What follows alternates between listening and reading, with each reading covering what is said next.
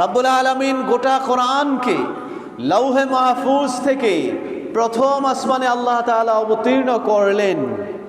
এই ঘটনাটি হয়েছিল লাইলাতুল কদর, শবে কদরের মহিমান্বিত রজনীতে, এবং এটা হলো রমজান মাসে। আমরা সবাই জানি রমজানের শেষ দশকের বেজুর রাতগুলো কদরের সম্ভাব্য রজনী।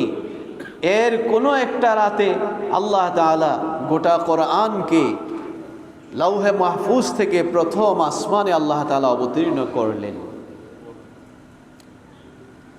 সুতরাং হযরতে ইকরিমার এই কথাকে একেবারে বাদ দেওয়ার মতো কোনো সুযোগ নাই। এই কারণে তাফসীরে ইবনে কাসীরে এসেছে, ফেরেশতাগণ তারা কদরের রাতে যেমনিভাবে কোরআন লৌহে মাহফুজ থেকে প্রথম আসমানে অবতীর্ণ হয়েছে বিদায় এই রাতটাতে তারা আনন্দ করে, খুশি হয়, আল্লাহর ইবাদত করে, আমরাও করি। এই বরাতের রাতে লাইলাতুন নিসফি মিন শাবান, এই রাতেও যেহেতু আল্লাহ তাআলা কোরআনটাকে তার জাতে ইলাহি থেকে লৌহে মাহফুজে অবতীর্ণ করেছেন, এই রাতটাতেও ফেরেশতারা আল্লাহ তাআলার ইবাদত বন্দেগী করেন। বাবার আমার, 17টা হাদিসের কিতাবে আমার নবীজির 8 জন প্রখ্যাত সাহাবী থেকে বিশুদ্ধ সনদে বর্ণিত নবীজি বলেন, ইদা কানাত লাইলাতুন নিসফি মিন শাবান, মধ্য শাবানের রাতটা যখন শুরু হয়, রাত শুরু হয় কখন বলেন তো? এশারের নামাজের পর থেকে শুরু। কয়টা থেকে শুরু? মাশাআল্লাহ, সূর্যাস্ত, দিনের সূর্য অস্তমিত হওয়ার পর থেকে রাত শুরু। নবীজি বলেন এই রাতের স্টার্টিং যখনই হয় তখন থেকেই রব্বুল আলামিন তার বান্দার অতি নিকটে চলে আসে। আল্লাহর হাবিব বলেন, ফায়াগফিরু লিজামিআ খালকিহি, এই রাতে আল্লাহ তাআলা তার সকল বান্দাদেরকে মাফ করে দেন। ব্যাপকভাবে আল্লাহ তাআলা এই রজনীতে ক্ষমা করে দেন।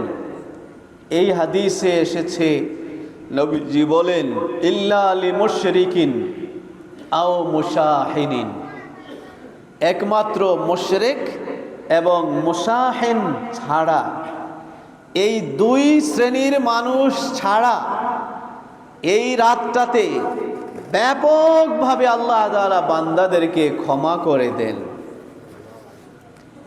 এই জন্যই এদেশের আমরা যাদের হাতে মুসলমান হয়েছি, যাদের হাত ধরে এই ভারতবর্ষে ইসলাম এসেছে, এই সমস্ত বুজুর্গানে দ্বীন এই রাতটাকে আমাদেরকে আখ্যায়িত করে শিখিয়েছেন।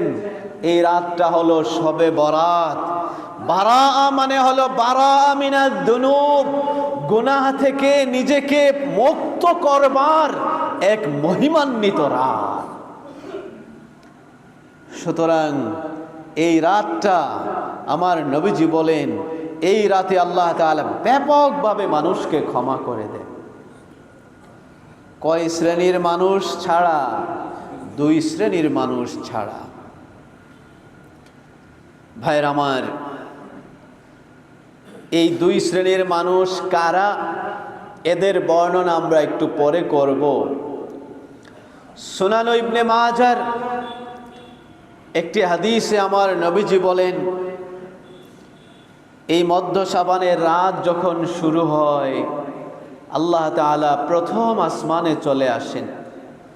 ইদা কানাত লাইলাতুন নিসফি মিন শাবান ইয়ানজিলুল্লাহু আযজা ওয়া জাল ইলা সামাঈদ দুনিয়া, আল্লাহ তাআলা বান্দার অতি নিকটে আসমানে এসে বান্দাকে ডাকতে থাকেন, আলা মিন মুস্তাগফিরিন, কে আছো অপরাধী, পাহাড় সমান গুনাহ করে ফেলেছো, এই রাতে আমার কাছে তোমরা ক্ষমা চাও, আমি তোমাদের গুনাহগুলো মাফ করে দিব। কে আছো অভাবী, আমার কাছে চাও, আমি তোমার অভাব পূরণ করে দিব। আলা মিন মুবতালান, কে আছো দুরারোগ্য রোগে আক্রান্ত, আমার কাছে চাও, আমি তোমাকে আরোগ্য দান করব।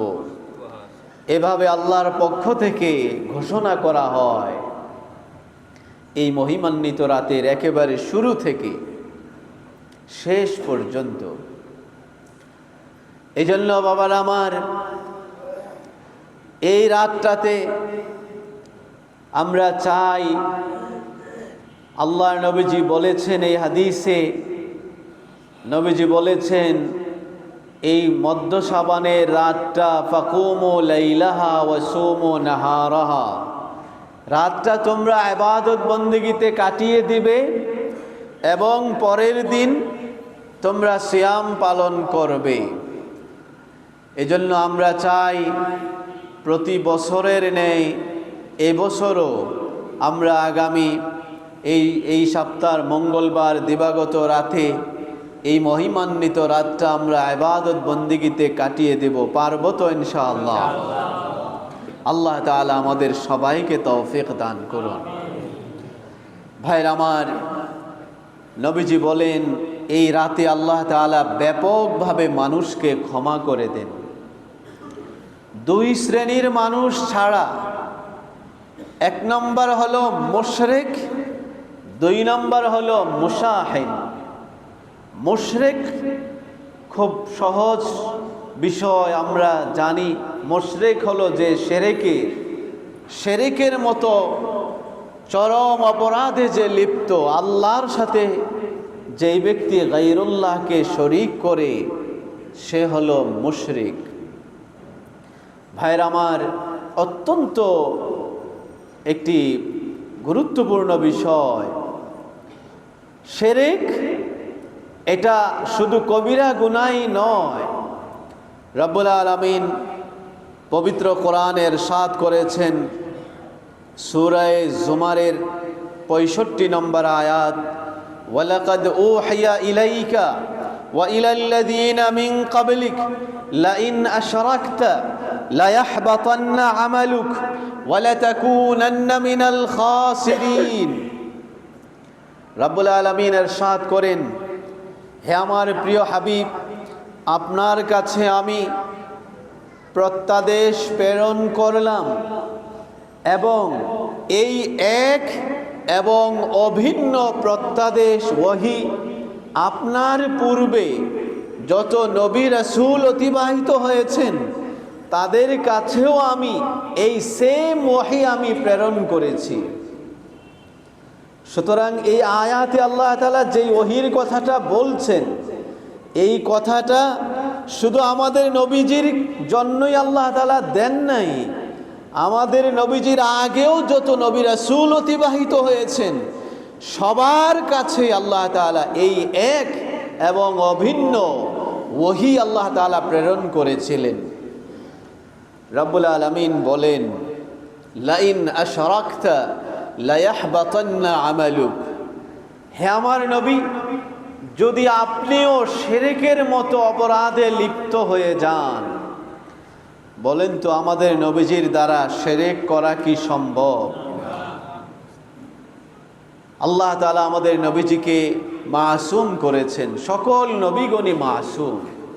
আমাদেরকে শিক্ষা দেওয়ার জন্য আল্লাহ তাআলা এভাবে আল্লাহ তাআলা ন্যারেট করেছেন, হে নবী, আপনিও যদি শিরকের মতো গুনাহে লিপ্ত হয়ে যান, লায়াহবাতান্না আমালুক, অবশ্যই অবশ্যই, লামে তাকিদ বানুনে তাকিদ সাকিলা দার ফেলে মুস্তাকবেল মারুফ। ওলামায়ে ইকরাম ভালো বুঝবেন, এটা হলো আরবি ভাষার গুরুত্ব বোঝানোর জন্য, এমফাসাইজ তাকিদ দেওয়ার জন্য এখানে ট্রিপল আল্লাহ তাআলা ডিটারমাইনার্স বা মডিফায়ার্স এখানে সংযোজন করেছেন।